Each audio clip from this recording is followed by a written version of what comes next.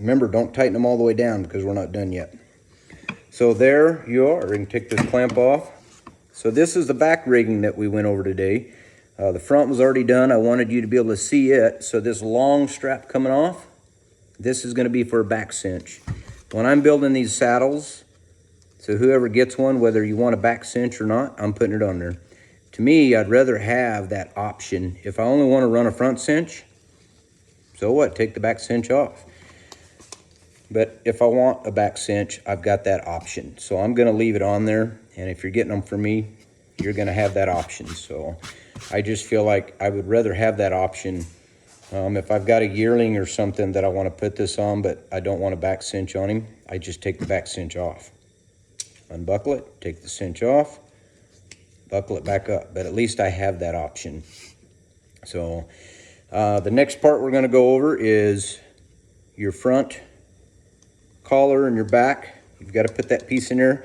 So with this top screw right here, this is where I run this through and put the top screw. So here, save these short scraps. We're going to run this through the buckle. And this is where I told you don't tighten this screw all the way down. So this is, to me, is an important buckle. When you put your front and your back buckles on, make sure you leave enough room when you're building your trees. You want these to be at an angle. So if this is sitting on the animal, his butt is down here. This is going to go around the back and back up. But I want these to be at an angle, the front and the back. Same with the front. It's going to go around the chest and back up. You don't want these to be straight, because if they're straight, this is going to be binding down. So here I've got that angle. I'm going to lay my strap back across it. Now these buckles, I want these to be up on the tree. I don't want these to be over the edge because I don't want it to get caught underneath something. So with mine, I did a little change up.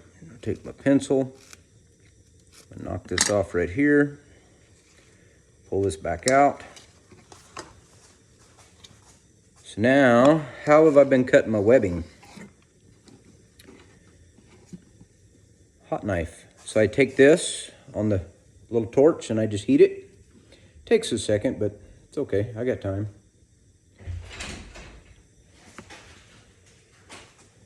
So I'm going to heat that.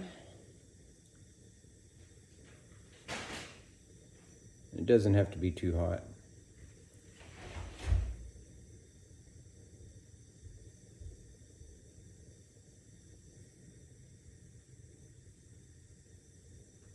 Told you it was going to be a little dry. Sorry. I know there's faster ways to heat up a knife than this. You can buy stuff, but when you're starting out and you're trying to save money, don't go buy a bunch of stuff and get in a mud hole. So here I'm going to cut that. All you got to do with a hot knife is just gently push through it. So the reason I like using a hot knife on this is it welded these two pieces together. And set it aside, don't burn yourself. So here I'm going to slide that back through underneath my bar. Over here so you can see this. And if you don't get a good melt on it, it will fray and it's hard to do. So here we got that. So now we're going to lay this right back over. Now with this one, I like to put the screw back in just to make sure everything lines up. I'm pretty picky about what I'm doing here. I'm trying to build a good saddle, not only for myself, but if somebody ever gets one of them, I don't want them to cuss it. So there you can see we've got that angle going down. Remember the saddler's all we had there? We're going to take that and we're going to push all the way through. Try to get centered on the strap. Push that all the way through into the tree, and that's going to tell me where I need to drill that hole. Screw out. I'm going to lay this aside.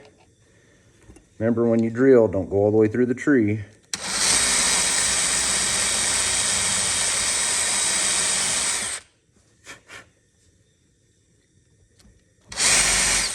All right, there we go. So I'm gonna slide all this back in. Put this one back over. Put this bottom screw back in. Hopefully you guys can see what I'm doing here. I know it takes a little time.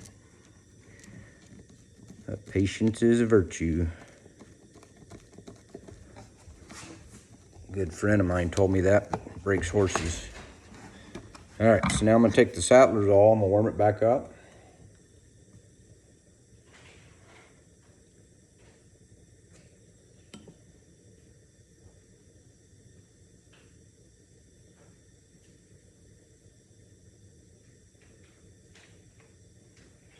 Okay, it's getting hot.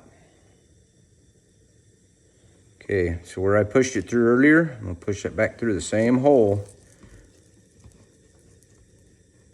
And push that plastic down. Okay, so from there, I'm gonna take my last screw on this side. I'm gonna put that right through there.